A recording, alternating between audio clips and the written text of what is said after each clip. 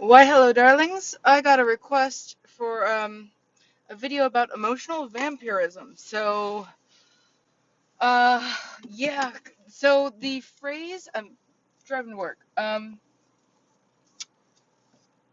As far as I know, was actually coined by Anton LaVey, the founder of the Church of Satan. Stay with me. Um, he was actually a hardcore humanist who really liked publicity, near as I could tell. But Ooh, looking all the way across the lanes. So he wrote an essay, Not All Vampires Drink Blood. It's a brilliant essay. I haven't read it for years, but I remember being really impressed by it, so you should probably go read it. Here is, oh goodness, this is so bad. Okay, so here's the thing. When you have an emotional vampire, what normally happens, as near as I can tell, my opinion, take it with a grain of salt, is you have somebody who has um, very little empathy or very shallow empathy, but the rest of their emotional system seems to work pretty well. So, like, they can feel their own emotions appropriately ish with the stimulus that they get, but they don't understand on any sort of fundamental level that other people have feelings that matter too. So, um, we're social mammals. That's just how we are. We're primates. We're extremely social mammals. We connect with the other people. We pair bond. Like, interacting with other people is a really, really crucial part of being a social mammal. So sociopaths aren't usually emotional vampires because they don't care enough about other people. Um, so when I'm saying someone's an emotional vampire, I'm not accusing them of being a sociopath. I want to make that clear.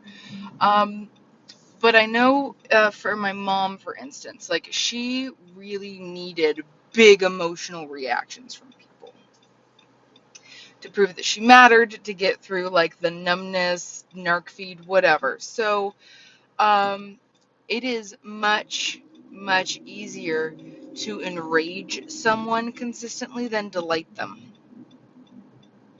It's a lot of hard work. You have to pay attention to other people's needs.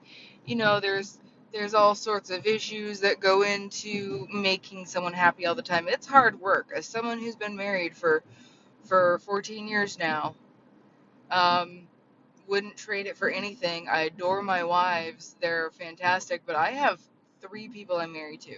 It is a lot of very, very, very hard work to pay attention to everybody's needs and fill them in a way that is appropriate for the situation, and take care of everybody. Like, it's hard. It's a lot easier to just piss someone the fuck off.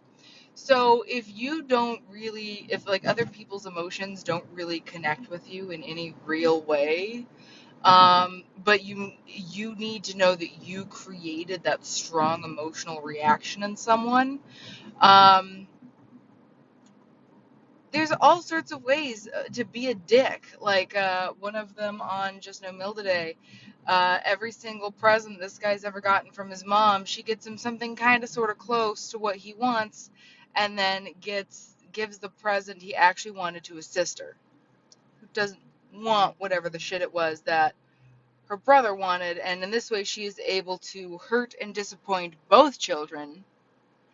Two birds, one stone.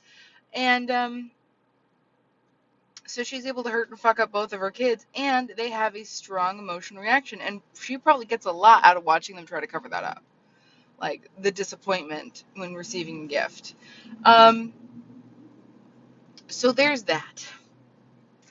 Uh, and it's also a lot easier to just, like, I don't enjoy political discussions with my wife, Allison, because she just wants an argument. She'll pick any side. She'll freaking pick the Nazi side, and she just hammers it.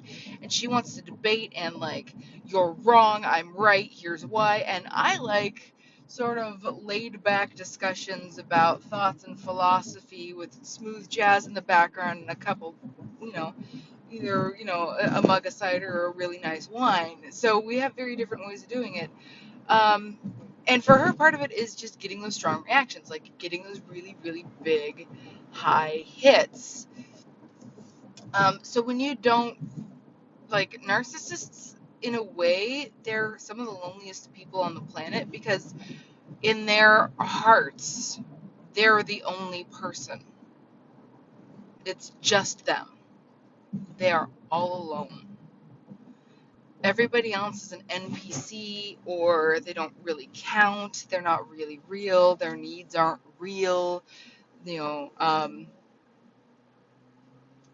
so it can lead to this sort of like fuzz around them emotionally. Like things just don't connect, and it's one of the reasons why narcissists tend to end up in relationships with people with borderline personality disorder, because people with borderline personality disorder, their emotions are so big and dramatic all the time, so it can cut through the static. And if you fundamentally feel like you don't matter, which most people, let's face it, most people with personality disorders were abused as kids. Very few of them are just straight up, there's something wrong with the chemistry of their brain. So if you fundamentally feel like you don't matter, your opinions don't matter, like you're a blip on the wind and nothing you do will ever impact anything, like getting someone into a frothing fury is super validating. And that's what we talk about with emotional vampires. Like some people don't do it by being an ass or needling you. They're just super needy. They're waify. They're helpless. They can't do anything on their own. And as soon as you stop paying attention to them, they're perfectly fine, unless they've been doing this their whole life and they actually manage to train themselves out of being a functional adult, which happens. But they always draw. So an emotional vampire is someone who just has to suck the life out of you. Like, you've been around one when at the end of a visit with a family member, you just need a nap. You just need a day or two to recharge. It's because they fucking drained you dry. Because that's what they do. So when you are in this mode of being extremely drained and feeling like shit and it's all crap, it's really, really hard to get out of that. Especially if it's a parent, like you think this is just normal. This is how it feels to interact with people who love you. Like you just feel like shit afterwards. And trust me, that sets you up for a whole mess of fucked up things later when you think, oh, well, my mom loves me, and every time I'm around my mom, like, I feel jittery and anxious and shitty, and I kind of want to kill myself. This must be what love is. And then you get to really crap relationships as a teenager, because your normal meter is broken, and your idea of what love is super fucked, and how love is supposed to make you feel. So, I'm